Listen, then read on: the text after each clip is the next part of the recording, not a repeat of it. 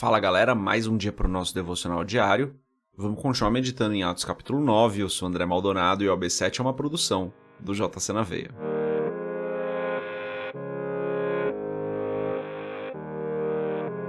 Atos capítulo 9, a partir do versículo 26, diz o seguinte: Quando chegou a Jerusalém, tentou reunir-se aos discípulos, mas todos estavam com medo dele, não acreditando que fosse realmente um discípulo.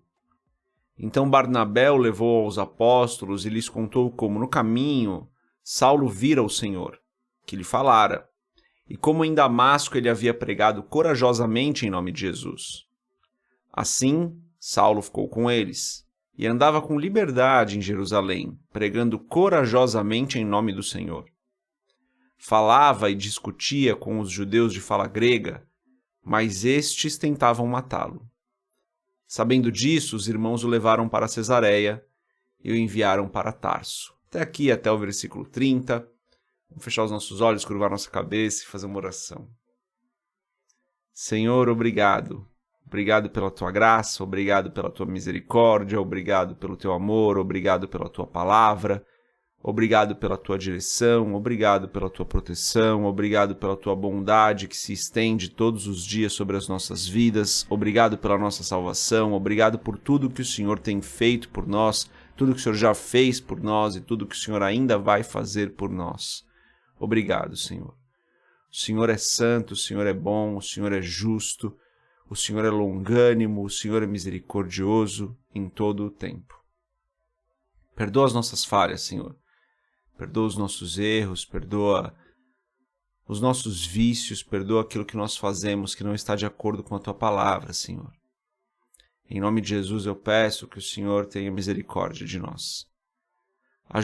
Ajuda-nos nas nossas fraquezas, Senhor. Olha para as nossas dificuldades, esteja ao nosso lado, nos protegendo, nos guiando, guardando as nossas vidas, guardando a vida dos nossos familiares.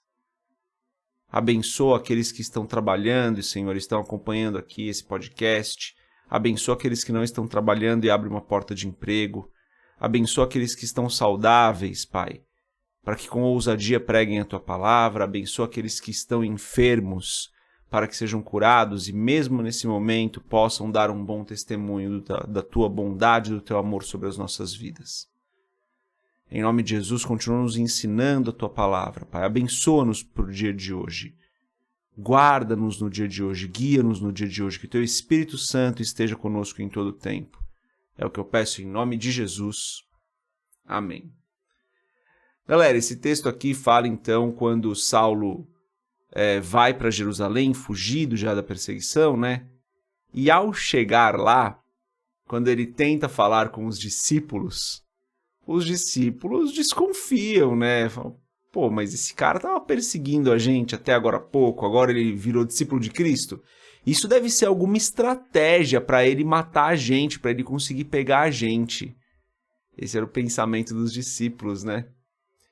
E Saulo, então, se vê numa situação onde ele não pode ir com os discípulos, e ele porque ele não era acreditado ali, né? Mas ele também não pode voltar para os seus amigos judeus fariseus, porque eram eles que estavam tentando matá-lo. Então Saulo estava numa situação ali onde ele não tinha ninguém, ele não podia ir para os discípulos, ele não podia ir para os antigos amigos. E isso é muito interessante de notar, né? É interessante notar que Saulo não desistiu. Quando ele passou por essa dificuldade com a igreja, ele não desistiu. E galera, muitas vezes a gente vai passar por dificuldades com a nossa igreja local. Eu falo sempre aqui, né, no podcast da importância da igreja local, de como é importante que nós estejamos conectados. Mas isso não significa, e nunca vai significar, eu acho, que a gente não vai passar por problema com a nossa igreja local, que não vai ter uma dificuldade de relacionamento ali. Saulo estava nessa situação, né? Feliz pela sua conversão, cheio do Espírito, pregando a palavra, e de repente ele chega na igreja, ele chega na comunidade ali em Jerusalém, e ele não é bem visto, ele não é aceito pela comunidade, porque a comunidade desconfiava das ações dele, dado o passado dele. Então olha que situação, né? E importante mesmo é notar que ele não desistiu. Ele não deixou a fé dele ser abalada por um problema que ele passou com a comunidade de fé na qual ele estava tentando se inserir. Ele não começou a reclamar: ah, mas esses discípulos não são discípulos. Esses discípulos aí não creem de verdade em Cristo. Quem crê sou eu. Quem está certo sou eu. Eles não amam. Ninguém ama aqui nessa igreja. Muitas vezes eu ouvi isso, né? Ninguém ama aqui nessa igreja. O amor aqui não é de verdade.